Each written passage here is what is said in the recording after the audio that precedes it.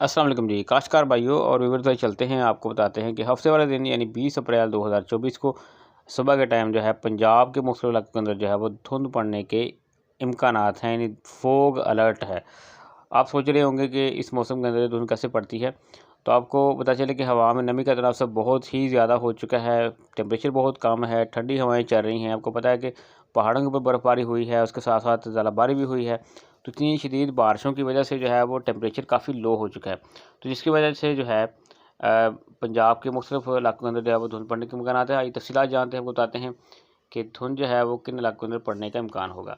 तो हफ्ते की सुबह सर की टाइम जो है ये चूनिया में पत्तों की हिजरा शाह मुकीम है।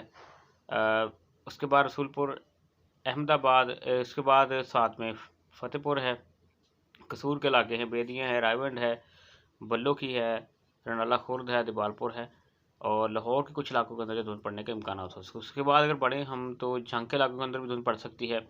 उसके साथ साथ जो गोजरा टोबा है, टोबा टेक सिंह है, यहाँ पर भी इम्कानात होंगे धुंध पड़ने के। जो खुले इलाके हैं, कमालिया वगैरह धुंध पड़ सकती है।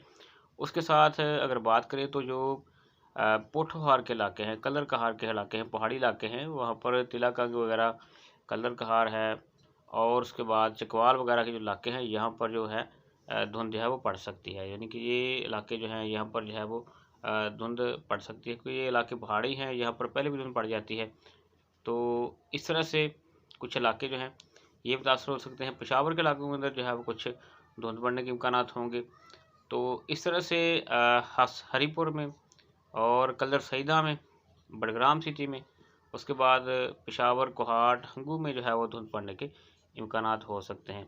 तो अभी जो सैटेलाइट के ऊपर ये चीज़ें जो है, यानी ये जो पैरामीटर्स हैं, ये बता रहे हैं कि यहाँ पर धुंध पड़ सकती है।